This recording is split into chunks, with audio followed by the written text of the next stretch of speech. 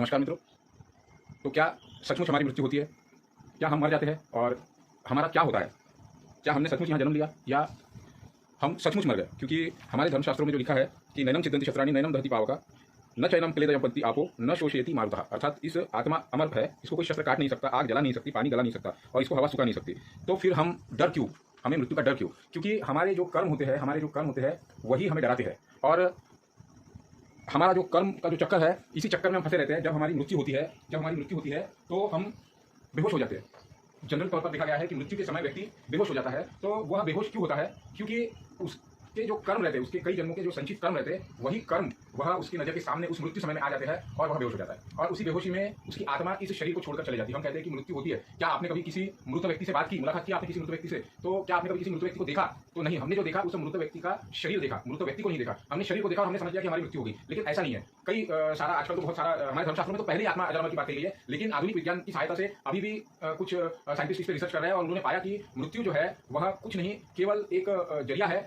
कपड़े बदलकर जैसे हम दूसरी जगह पर चले जाते हैं, उसी तरीके से मृत्यु के बाद हमारी जो आत्मा है वह आत्मा दूसरा शरीर ढूंढने के लिए ये होती है। और जैसा कि एक बुक है मेनी मास्टर मनी लाल की, उसी के अंदर उस लेडी ने अपने 86 जन्म बताया है, 86, और उसका अलग अलग वर्णन किया है। उसमें बताया कि हम लोगों को यहाँ पे एक विशेष उद्देश्य के लिए भेजा जाता है और उस उद्देश्य में, जैसे अगर आप 4th क्लास में है और आप 4th क्लास में फेल होते जा रहे हैं, तो टीचर आपको फिर से 4th क्लास में बिठाएगा, फिर से 4th क्लास में बिठाएगा और आपको जब तक आप 4th क्लास पास नहीं कर लेते तब तक आपका 5th क्लास में आपका प्रमोशन नहीं होगा। उसी तरीके से हमको यहाँ पे कुछ शिक्षाएं देकर जब हमारा जन्म होता है, जब मृत्यु हमारे शरीर छोड़ देता है आत्मा, और वो आत्मा जब अंतर आत्मा लोक में जाती है और वहाँ पर जब वो उसका फिर से जन्म के लिए जब तैयारी होती है, तो उनको एक पैकेज के तौर पर बताया जाता है कि भाई ऐसे ऐसे 4, 5, 6, 7 जगह पर आपके लिए घर उपलब्ध है और इस घर में आपने जन्म लेना है। तो इसके साथ अगर आप ये घर ले रहे हैं तो आपको ये सुविधा मिलेगी, ये चैलेंजेस मिलेंगे और ये आपकी जिंदगी का उद्देश्य रहेगा। तो जैसे 4th क्लास के बच्चे का पास होने का जो उद्देश्य रहता है, उसकी जो किताब रहती है, उसी तरीके से हमको एक उद्देश्य लेकर भेजा गया था कि हमने इस जन्म में जाकर काम क्या करना है। हमारा जो एक संचित कर्म रहता है, जैसे हमारे घर में कपाट रहता है, उसमें हमारे पैसे रहते हैं, हम उसमें से कुछ पैसे निकालते हैं और खर्चा करके आते हैं। उसी तरीके से जब हमारा शरीर इस आत्मा, हमारा शरीर छोड़कर आत्मा जब निकल जाती है, तो वो संचित कर्म लेकर यहाँ पे आती है और उस संचित कर्म का एक पार्ट जो है, जिसको हम प्रारब्ध कहते हैं, उस प्रारब्ध को भुगतने के लिए इस धरातल पर आती है। और यहाँ पर जो है वो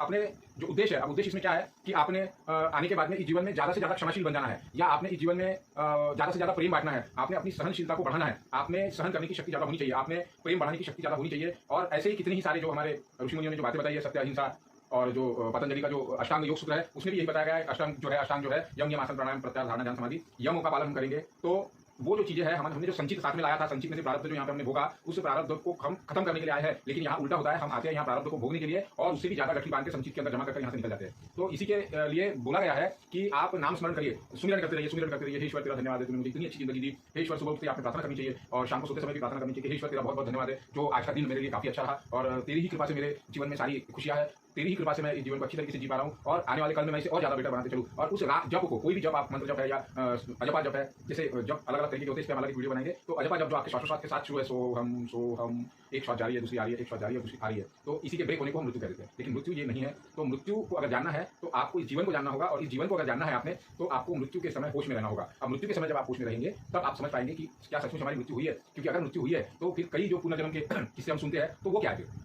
हाल ही में बहुत सारे किस्से इंडिया में भी हुए हैं और विदेशों में भी हुए हैं। तो फिर वो क्या है और क्या मृत्यु के बाद का सहजीवन होता है? तो इसके लिए जो है, मैं आज शिवरात्रि है, आज हमारे यहाँ श्मशान में बहुत बड़ी महाकाल की बहुत बड़ी शिव जी की एक मूर्ति लगी है। उस मूर्ति के दर्शन के लिए गया मैं, वो वीडियो आपके साथ शेयर करूँगा इसमें। वहाँ पे हम श्मशान में गए और श्मशान में देखा, मेरे पास पैरानॉर्मल एक्टिविटी के चेक करने के लिए केटू मीटर है, उस केटू मीटर से मैंने पूरा श्मशान चेक किया, लेकिन मुझे कहीं भी पैरानॉर्मल एक्टिविटी नहीं दिखाई दी। लेकिन जैसा कि हमारे धर्मग्रंथों में बताया गया कि जो व्यक्ति मर जाते हैं उनकी आत्मा जो है वो गेट के बाहर खड़ी रहती है इंतजार करते हुए, उसी तरीके से जो श्मशान है, उस श्मशान के गेट के ऊपर जब मैंने केटू मीटर शुरू किया, तो वहाँ पर मुझे बहुत जबरदस्त पैरानॉर्मल एक्टिविटी केटू मीटर के अंदर दिखाई दी। और वो केटू मीटर का वीडियो मैं आपके साथ शेयर कर रहा हूँ यहाँ पे। तो आप देखिए कि ये जो वीडियो है, यहाँ पर आप क्लियर कट पैरानॉर्मल एक्टिविटी दिखाई दे रही है। इसका मतलब मृत्यु के बाद भी कुछ चीजें हैं जो रहती है और ये एक अबूझ पहेली है। जैसा कि मैं आपको बता दूं कि मैंने आज से 3 साल पहले हमारे गुरु है संजू मलिक सर, जो दिल्ली में रहते हैं, उनसे मैंने पास्ट लाइफ रिग्रेशन और हिप्नोसिस थेरेपी सीखी थी। और थैंक्स टू संजू सर कि आपने मुझे इतना अच्छा सफल और इतनी अच्छी चीज मुझे बताई, जिसकी बदौलत मैंने कम से कम 25 से 30 लोगों का हिप्नोटाइज और पास्ट लाइफ रिग्रेशन किया और मेरे खुद के मैंने 3 जन्म देखे, जिसमें मैंने देखा मेरा तरीके से कि क्या होता है एक्चुअली। इसलिए ये वीडियो मैं आपको दे रहा हूँ। इस श्रृंखला में हम बहुत कुछ आगे सीखने वाले हैं, बहुत कुछ समझने वाले हैं और आप लोग मेरे साथ ऐसे बने रहिए। यहाँ पर ये जो आप एक्टिविटी देख रहे हैं, आप यहाँ पे ये एक्टिविटी आप